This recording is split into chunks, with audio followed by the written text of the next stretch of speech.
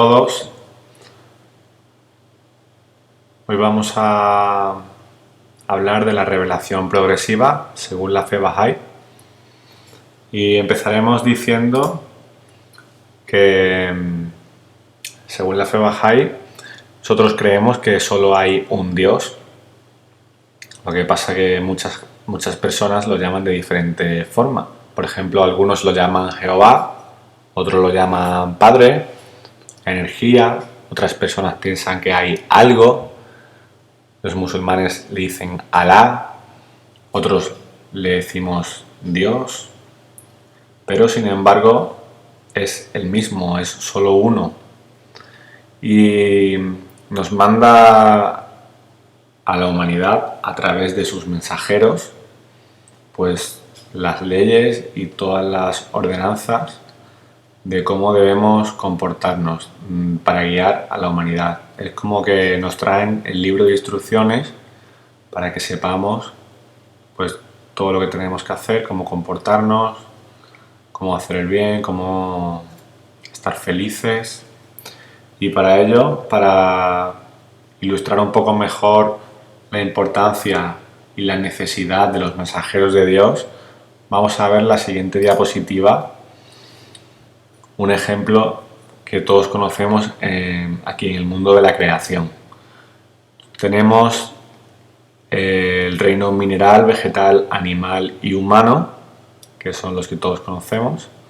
El mineral posee ciertas características, como son, por ejemplo, que no crece, no se reproduce, no tiene vida.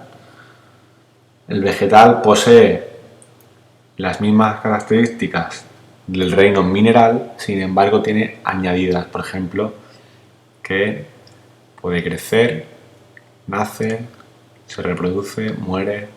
El reino animal posee las características del mineral y el vegetal, pero además pueden moverse, pueden comunicarse, tienen la visión, el gusto, el oído. Luego el ser humano tiene las características de todos los anteriores, más, por ejemplo, puede hablar, comunicarse con sus semejantes, tiene el poder del descubrimiento, de la inteligencia, del razonar. Y pues, por ejemplo, si quisiéramos explicarle a una piedra del reino mineral, por ejemplo, qué es la visión que tiene el animal, ¿cómo se lo podríamos decir? ¿Sería algo imposible? ¿O qué es el oído? Explicarle a una piedra lo que es el oído dentro de sus limitaciones, o a una planta qué es el oído también, o la visión, tal y como lo conoce el animal o el humano, sería algo impensable. Pues lo mismo ocurre con el ser humano, que como es un ser inferior a Dios, no lo puede conocer, igual que un vegetal nunca puede comprender a un animal y un animal nunca va a poder comprender a un humano. Pues entonces nosotros tampoco vamos a poder comprender a Dios. ¿Qué pasa? Que Dios manda unos mensajeros que son en apariencia personas como nosotros, pero no pertenecen a este mundo. Su alma, su espíritu pertenece a otro estado superior. Por eso le he puesto la S de Superman. Y también, aunque aparentemente parezcan de este mundo, pues conocen el presente, el pasado y el futuro y tienen el conocimiento innato. Entonces ellos son los que nos van a revelar todas las ordenanzas, todas las leyes y todo lo que Dios quiere para nosotros. Y ahí, bueno, ahí está luego el libre albedrío de cada cual para poder elegir si cree en ello o no.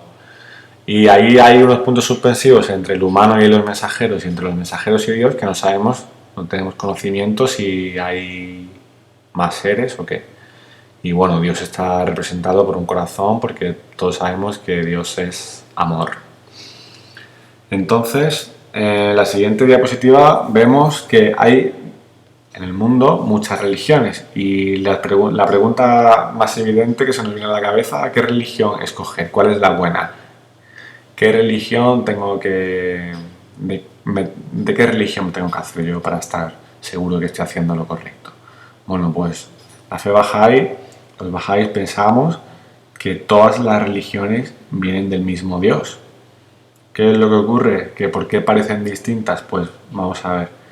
Todas las religiones tienen dos partes, la parte espiritual y la parte social.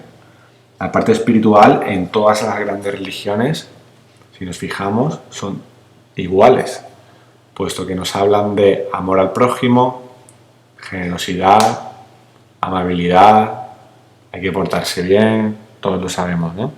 Y luego la parte que cambia es la parte social, puesto que no es lo mismo la sociedad hoy en día que la sociedad hace 2000, 3000, 4000, lo que sea, ¿no? 4000 años.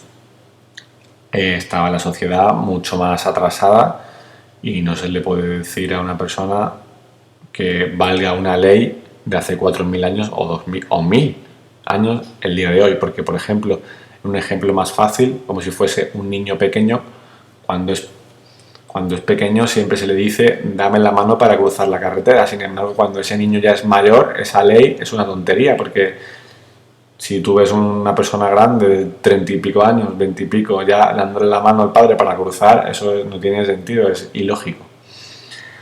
Y también ocurre con las religiones una cosa muy importante, es el ciclo de vida. Todas aquellas personas que hayan estudiado el ciclo de vida de un producto, pues el ciclo de vida de la religión es exactamente lo mismo.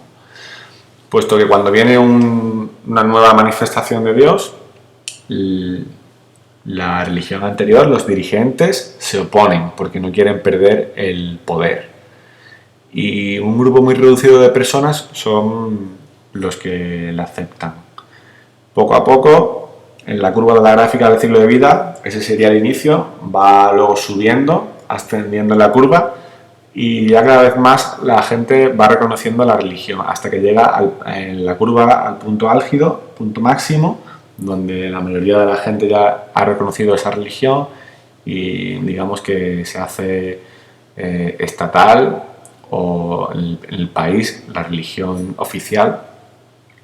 Y luego, desgraciadamente, en el ciclo de vida viene el descenso, que es cuando los dirigentes de esa religión pues empiezan ya a tergiversar la palabra del mensajero, la palabra de Dios, y a cambiar cosas para su propio beneficio.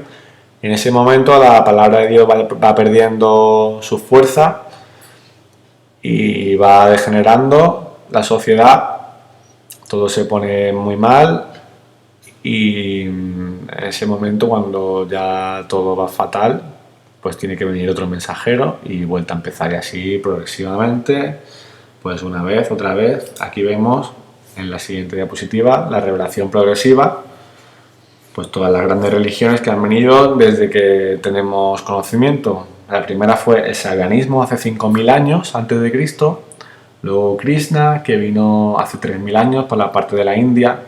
Hay que tener en cuenta que el mundo en esa época se dividía en familias, en tribus, todavía no existían las naciones ni los estados, con lo cual las leyes que tuvieron que traer para esa época no tienen nada que ver con las leyes que se pueden aplicar o que sirven para el día de hoy.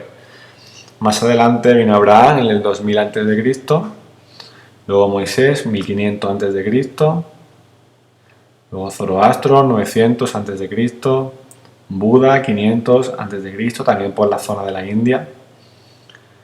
Luego Cristo, año cero, ya se dividía en naciones, ya era Imperio Romano, ya era algo más como parecido a lo que conocemos hoy en día.